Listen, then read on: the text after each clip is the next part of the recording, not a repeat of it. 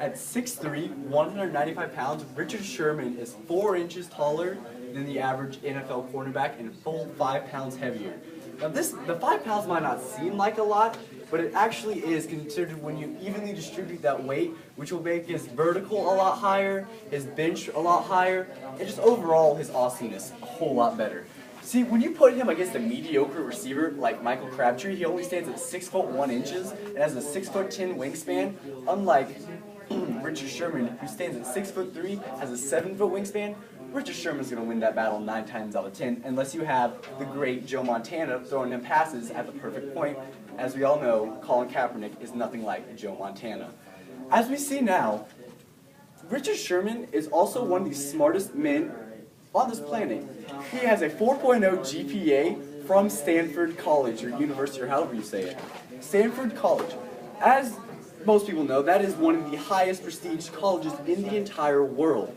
As then you go on, as his great athletic abilities, he was a All-American triple jumper in high school and in college.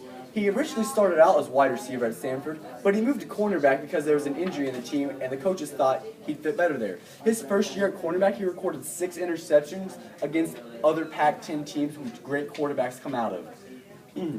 His first 3 years in the NFL, he has 20 interceptions, which is already a league record. He has 4 forced fumbles and 2 touchdowns. If that is not the best cornerback in the league right now, I don't know what is. His ranking on Madden 25 is 98. The next closest rating on Madden 25 for a cornerback is 97. That is a full 1 point higher, everyone. As you see, Richard Sherman is by far the greatest cornerback right now. And now I'm not saying that Richard Sherman's comments after the game he made against Michael Crabtree were right, but they certainly weren't false. Richard Sherman backed up what he does on the field. He goes in, he says he's the greatest cornerback, he goes out on the field and he proves that every game he plays, he is the greatest cornerback right now in the NFL.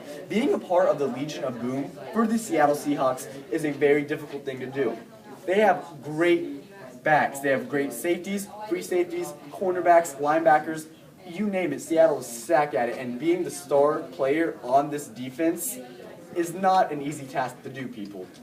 He runs a 4.5440, while the average NFL corner runs a 4.640. He is faster than the average NFL cornerback. He is, again, like I said, 4 inches taller.